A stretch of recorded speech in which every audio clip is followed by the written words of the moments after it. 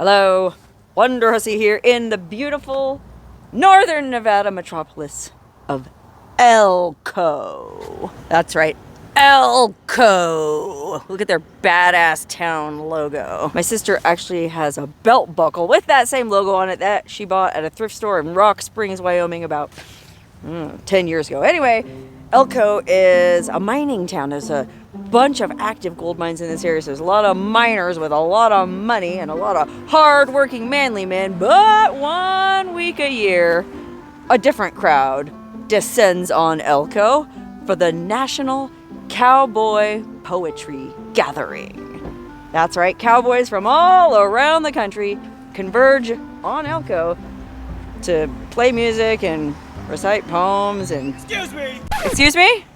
Are you Wonderhussy? Yes, why?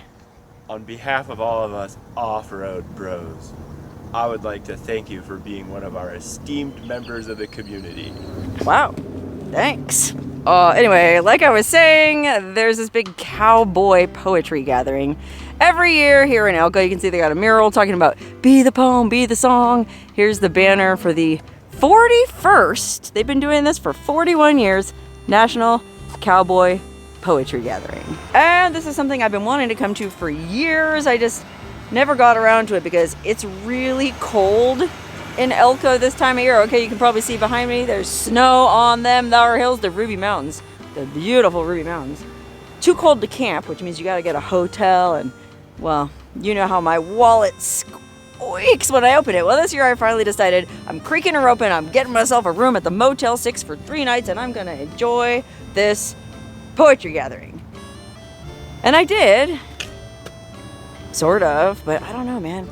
I guess it wasn't exactly what I thought or what I expected. Okay, this is the Western Folk Life Center, and I'm not sure if anything's going on in there right now. Everybody might still be asleep. Oh dang, it's empty, but there's a bar in there, and last night this place was jam-packed full of cowboys, and I use quotation marks because I don't know what I was expecting. I mean, real working cowboys are too busy to sit around writing poems and then come into Elko to sit around and circle jerk about it. These were like NPR Cowboys, okay? It was a lot of Subarus and a lot of people in puffy outdoors coats and Western wear. You know, there was a lot of legitimate ranchers up here, but it wasn't really as authentic cowboy. It was more like, well, I called them NPR Cowboys, and I feel like most of these people were more about a pledge drive than a cattle drive. But it was still interesting to come check out. I did run into some pretty cool people that I knew, and they did have some really interesting events. Oh, here's one of the people I ran into that I knew, Sydney Martinez. She wrote a book called Finding Nevada Wild. Badass coffee table book with beautiful full color photos all around the state of Nevada. Her and her husband go camping in some of the most remote places, and it's a really cool book. I got to meet her in person. We've been online friends for a while, but I finally got to meet her in person, so that was cool. And then we went and listened to some poetry and listened to some really good Western music. Seriously, they had this open mic over at the convention center where all of these singing cowboys got to get up on stage and do their thing, and some of them were really good. Unfortunately, you weren't allowed to take any photos or video in the music or in the poetry, so it's kind of like, how am I supposed to make a video about this event? It was kind of depressing to me at first, like, oh man, I drove all the way up here and spent all this money and I can't even really film this place. But all was not lost, because last night we were kind of cowboy poetried out. You know, there's only so much cowboy poetry you can sit and listen to. I'm an active person. I'm a woman of action. I don't want to just sit there passively listening to some dude in a Subaru talking about alfalfa all afternoon. I want to go out and meet the real people, you know, the real cowboys. But like I said, real cowboys are all too busy working, and if they're gonna come out and blow off some steam and spend their hard-earned money, they're probably not gonna do it at a poetry gathering. You know what I mean? So yeah, we had our fill of poetry, and we decided to go out and mingle with the real people at a place I've been wanting to check out forever. Okay, I've probably been here to Elko, I don't know, 4 or 5 times. As a matter of fact, I went to the Nevada State Brothel Awards a couple summers ago over here in the Stockman's Casino. That's right, there's a Nevada State Brothel Awards ceremony every year. Prostitution is legal in the state of Nevada, and there's several brothels right here in Elko, not far from downtown either. You know, most places in Nevada, the brothels are tucked away out on the edge of town.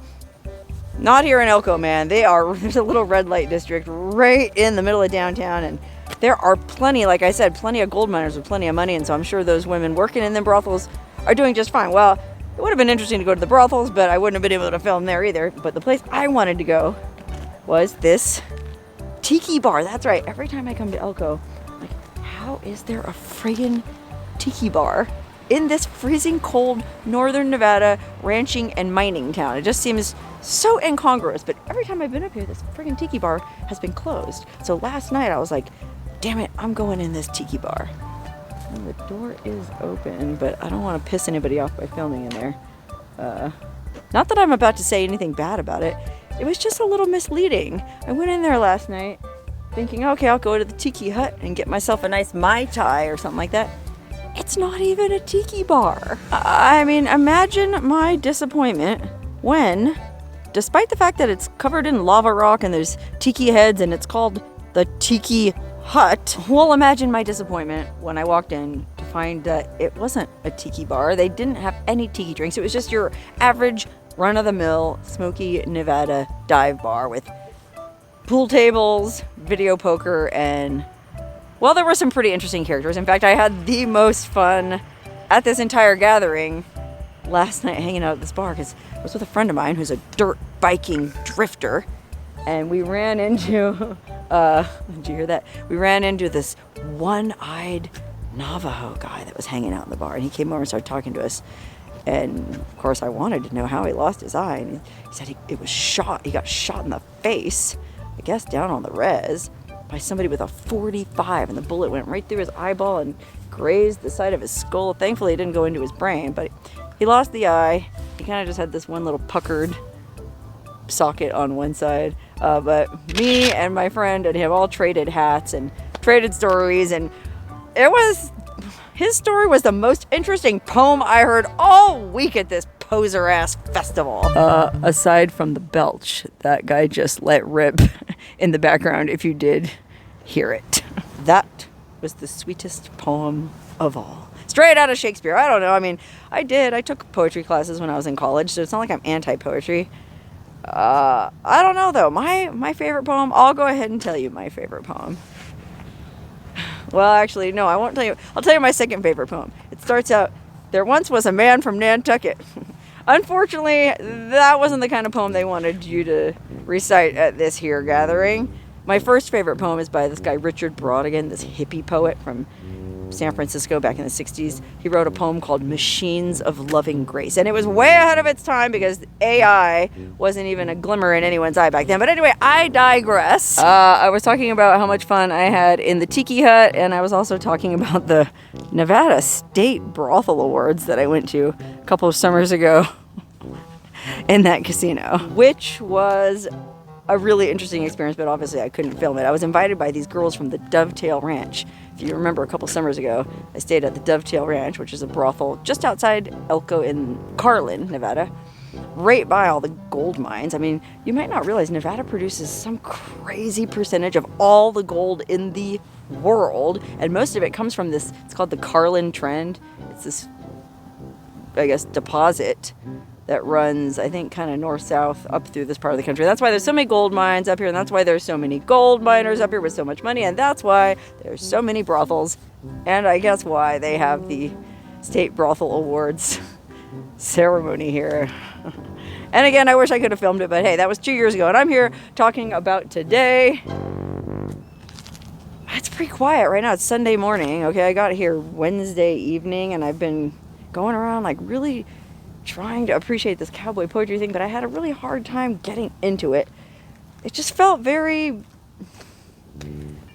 I don't know, man, like they weren't real cowboys. And yeah, I know the real cowboys are all busy working. Well, no, apparently there's a gathering, like kind of like the anti-cowboy poetry gathering but I missed it by a week. Okay, the Renegades all have their own thing. Gosh, I can't remember what it's called, but there's like this Renegade Poetry Gathering that they do a couple blocks down over towards the red light district. And if anything, that probably would have been the thing to go to. But even that, you know, I went and looked at it. They have a website and they got an Instagram account. Like, okay, how authentic can you guys be anymore if you're advertising it? If somebody like me shows up, it ain't authentic. And that's why I appreciated my experience with the one-eyed Navajo dude at the Tiki hut so much last night, because it was real. The guy's eye was shot out. He said he killed the 2 guys that shot at him. I mean, this dude was the real deal. Anyway, there's really nothing to show here because, like I said, it's Sunday morning. Everyone's packed up and in their cozy Subarus, listening to All Things Considered on their way home to the Bay Area. And in fact, I'm getting ready to roll out myself shortly, but I felt like I had to film something while I was up here to justify the expense of coming all the way up here. So here I am. Not much to look at anywhere around here, but there is something very interesting in the town of Elko. Just gotta remember where it is. And it's just one of those quirky roadside tourist attractions. But it's also kind of sad, but it's just really interesting. So let me figure out where it is and show you guys my favorite thing in Elko. Okay, right across the plaza from the Stockman's Casino, where the brothel awards ceremony was, there is this commercial casino. Well, it used to be a casino. I didn't think it was possible for a casino to go out of business, but they changed it to an arcade. I guess apparently them gold miners were spending all their money in the brothels and not in the casinos, because that's right, this place is no longer a casino with liberal slots. Elko's oldest business, established in 1869, and a world-famous haunted hotel as seen on Ghost Adventures. Now it's just Elko's Family Fun Center. But it still has my favorite thing in Elko inside. So let's go take a look. Okay, as you can see, it's an arcade and it's full of flashing lights and loud noises. And you're probably wondering what on earth could be cool enough to get me, Wonderhussy, into a place like this. Well, I'll show you. Right around the corner, next to these virtual reality motorcycle games, there is this giant taxidermied polar bear. Look at that. This is the legendary White King. There's a sign at the bottom that says, Legendary White King, estimated live weight 2,000 pounds, 10 feet 4 inches high. Taken in the Arctic Ocean by native Eskimo hunters at Point Hope, Alaska, reputed to be the largest polar bear ever killed. Isn't that insane? I mean, it's really sad that this majestic creature was freely roaming around the Arctic tundra, and then some jackass hunter shot him and stuffed him and dragged him down to a casino in Elko, Nevada, where he's been sitting since 1958. But to add insult to injury, it's not even a casino anymore. I mean, at least he used to be able to watch people gambling. Now all he can watch is, well, that kind of crap. I don't know how you guys feel about hunting or taxidermy. Maybe the polar bear was sick anyway, and he probably wouldn't have lived that much longer after the hunter shot him in the first place, because, you know, it's a rough life being a wild animal. I just think it's a shame that he's sitting in here and it's not even a casino anymore. Like, come on, this guy should be in a museum somewhere, right? A majestic creature like this.